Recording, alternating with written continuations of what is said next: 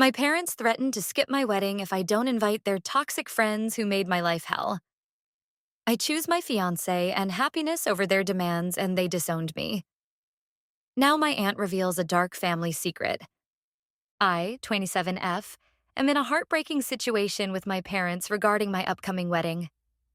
They're threatening not to attend because I won't invite their close friends, the Johnsons, who made my life miserable for a year. To understand this mess, I need to go back to my childhood. My parents, especially my mom, always had high expectations for me.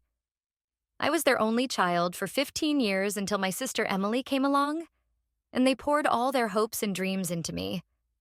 They pushed me to excel in school, take up multiple extracurricular activities, and always present a perfect image to their friends and colleagues.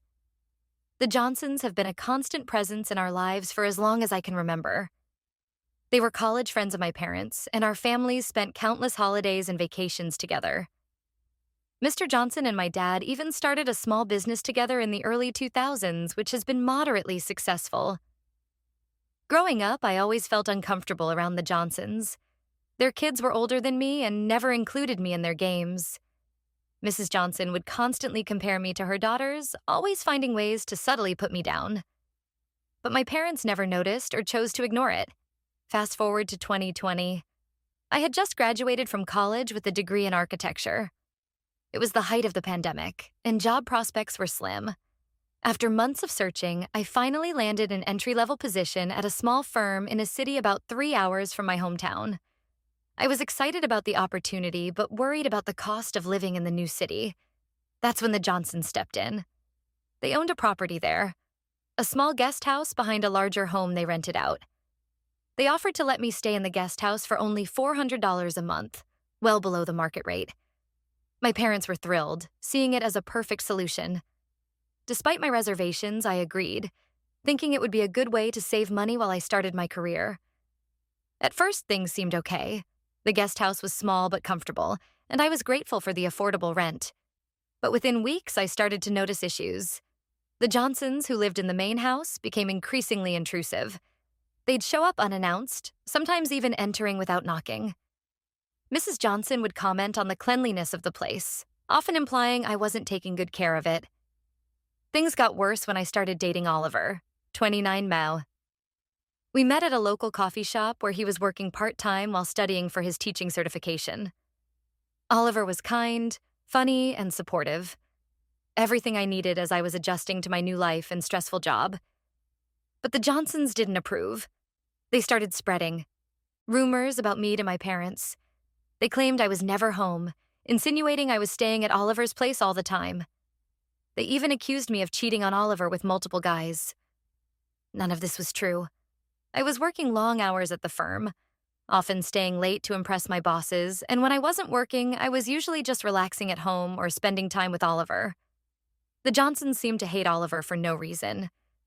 They'd make snide comments about his job, saying things like, "I guess not everyone can have ambition." They criticized his appearance, once telling me I could do better than a guy with glasses and a bit of a dad bod. It hurt me to hear them talk about Oliver like that, especially because I found him incredibly attractive, both inside and out. Mr. Johnson's behavior became particularly problematic. He started cornering me in the kitchen or when I was leaving for work, complaining about his marriage. He'd go into uncomfortable details about their lack of intimacy. Once, he even made a comment about how I reminded him of Mrs. Johnson when she was younger. It made my skin crawl, but I didn't know how to handle it. The situation reached a breaking point in the summer of 2021. The air conditioning in the guest house broke down during a heat wave. When I asked the Johnsons to fix it, they accused me of overusing it and insisted I pay for the entire $1,200 repair. When I refused, pointing out that as landlords they were responsible for major repairs, they threatened to evict me. Throughout all of this, my parents never took my side. They always believed the Johnsons over me, their own daughter. They'd lecture me about being more respectful to the Johnsons and told me I should be grateful for the cheap rent. It was like they had completely forgotten all the times the Johnsons had made me uncomfortable as a child. I finally moved out at the end of 2021, finding an apartment with some work friends. I left without saying goodbye to the Johnsons, not wanting another confrontation. My parents were upset, saying I was being ungrateful and dramatic. Now, it's 2024, and Oliver and I are engaged. He proposed on a hiking trip last fall, presenting me with a beautiful, simple ring at the summit of our favorite trail. We're planning our wedding for next spring, and we were excited to start this new chapter of our lives. But when we started discussing the guest list, my parents immediately brought up the Johnsons. I told them firmly that the Johnsons weren't welcome at my wedding after how they treated me. This led to a huge argument. My mom said I was being ungrateful and childish. My dad accused me of tearing the family apart over petty grudges. They both threatened not to come to the wedding if the Johnsons weren't invited. I tried explaining how much the Johnsons had hurt me, but my parents wouldn't listen. My mom even said, "The Johnsons have been our friends for 30 years. You can't expect us to choose you over them." That comment hit me hard. I couldn't believe my own mother was saying she valued her friends over her daughter. Oliver and his parents have been incredibly supportive throughout all of this. They're even offering to pay for most of the wedding since my parents are now refusing to contribute. Oliver's mom, a sweet woman who has always treated me like a daughter, offered to help me shop for my wedding dress, a task I had always imagined doing with my own mom. But I'm still heartbroken at the thought of getting married without my parents there. Despite our issues, I love them, and always imagine them being part of my big day. My dad walking me down the aisle, my mom helping me get ready, both of them giving a speech at the reception. These were all things I had dreamed about. I'm torn between standing my ground and giving in to keep the peace. The wedding is still months away, but this situation is causing me so much stress and anxiety. I've even started having nightmares about showing up to my own wedding and finding the Johnsons there instead of my parents. Oliver suggests we consider having a smaller wedding, just close friends and family, to avoid the drama. But part of me feels like I shouldn't have to change my plans because of this. Why should I miss out on the big celebration I've always wanted because my parents can't respect my feelings? I don't know what to do. Am I being unreasonable by not inviting the Johnsons? Should I just give in to keep the peace? How do I move forward with wedding planning with this dark cloud hanging over everything?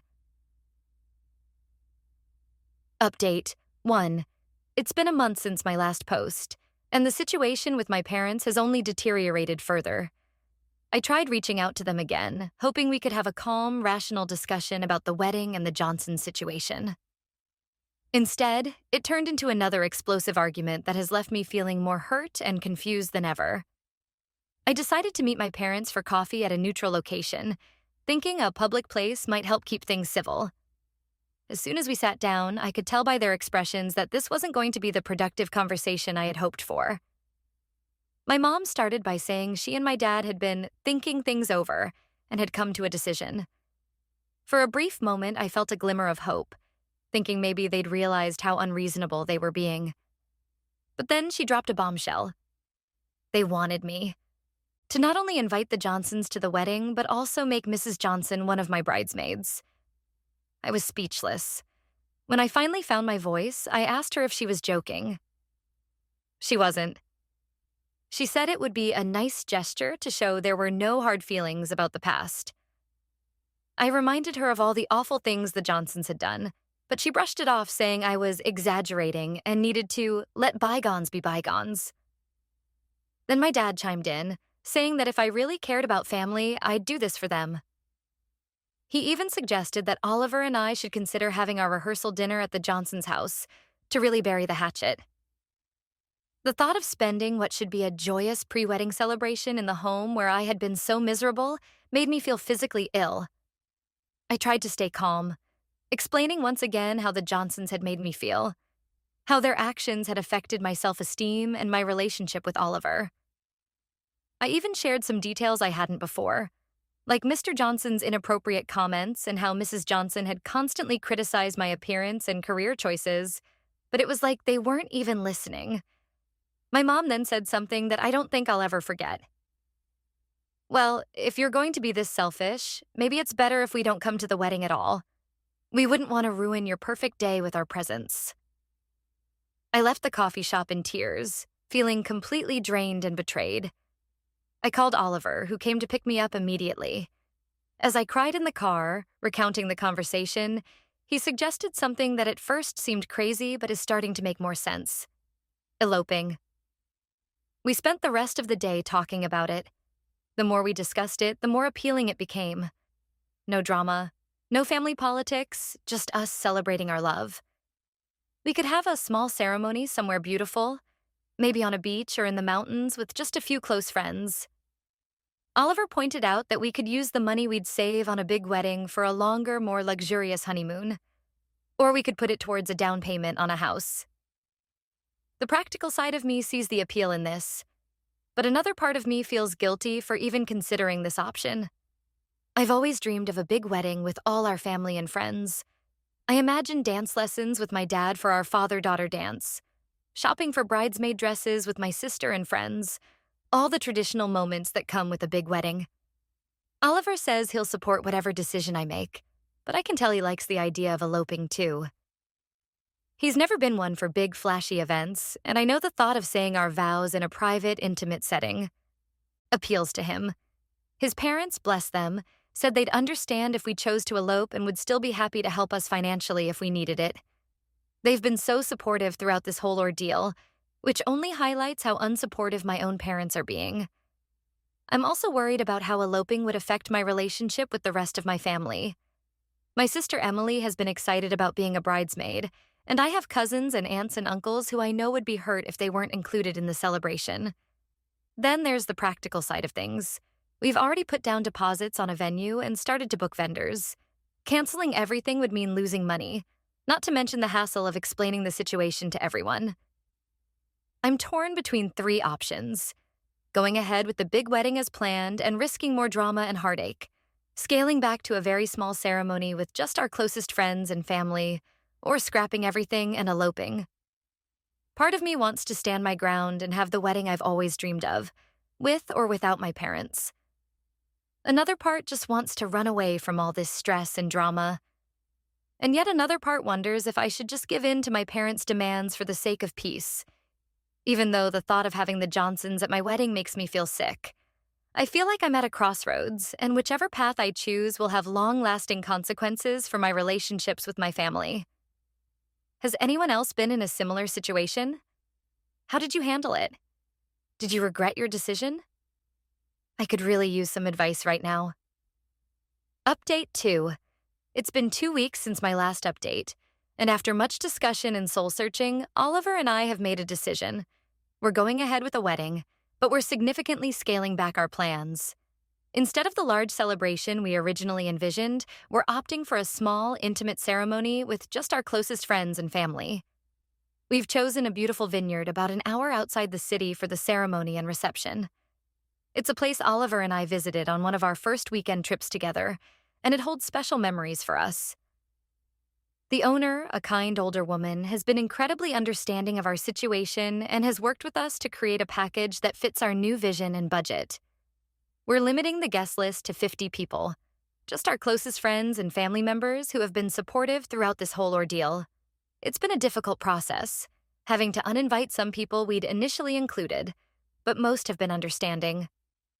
When we started informing people about the change of plans, the responses were mostly positive. Oliver's family was completely understanding, and our friends were excited about the more intimate celebration. My boss, who has been incredibly supportive throughout this whole situation, even offered to let me take an extra week off for our honeymoon. Then came the hard part: telling my parents. I decided to do it in person, so I drove to their house last weekend. I spent the entire drive rehearsing what I was going to say, trying to find the right words to explain our decision without sparking another argument. The conversation didn't go well. My mom immediately accused me of trying to exclude them and the Johnsons. She said I was being spiteful and that I would regret not having a proper wedding.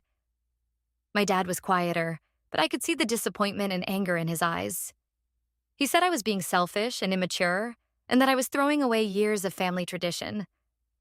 I tried to explain that this decision wasn't about them or the Johnsons, but about Oliver and me wanting a stress-free day to celebrate our love. I told them they were still invited, that I still wanted them to be part of this important day. But they weren't having it. My mom even went so far as to say, "I guess we're just not important enough to be at your real wedding." I left their house feeling drained, but also strangely empowered. For the first time, I felt like I was truly standing up for myself and my relationship. I realized that I couldn't keep trying to please everyone at the expense of my own happiness. The next day, I got a call from my younger sister, Emily. Apparently, our parents had called her to complain about me. To my surprise, Emily took my side. She told me she was proud of me for standing my ground and that she'd be honored to attend our small wedding. Her support meant more to me than I could express. Emily also revealed something that shed new light on the whole situation. She overheard our parents talking and found out that the Johnsons had lent them a significant amount of money for their business a few years ago. This explains why they've been so insistent on keeping the Johnsons happy, even at my expense. While this information doesn't excuse their behavior, it does help me understand it a bit better. I'm still hurt and angry, but I'm also more determined than ever to have the wedding Oliver and I want, surrounded by people who truly support us. We're moving forward with our plans for the small wedding. It's not what I originally envisioned, but I'm starting to get excited about it. Oliver and I are focusing on making it a day that truly represents us as a couple. We're writing our own vows, choosing music that's meaningful to us, and planning to incorporate some unique elements that reflect our personalities and relationship. I'm still holding out hope that my parents will come around, but I'm prepared for the possibility that they won't. It's a painful realization, but I'm learning that sometimes you have to create your own happiness, even if it means letting go of people you thought would always be there for you. As we continue with the wedding preparations, I'm trying to focus on the positive. Oliver has been my rock through all of this, and his unwavering support has only strengthened my certainty that he's the person I want to spend my life with. Whatever happens with my parents, I know that at the end of our wedding day, I'll be married to the love of my life. And that's what truly matters. Update 3. It's been a month since my last update, and our wedding day is fast approaching. The preparations for our small, intimate ceremony are almost complete, and despite the ongoing family drama, I'm feeling surprisingly calm and happy. Last week, we had an unexpected visitor. My Aunt Sarah, my mom's sister. She showed up at our apartment unannounced, saying she wanted to talk. At first, I was wary, thinking my parents might have sent her to guilt-trip me. But it turned out to be quite the opposite. Aunt Sarah started by apologizing for not reaching out sooner.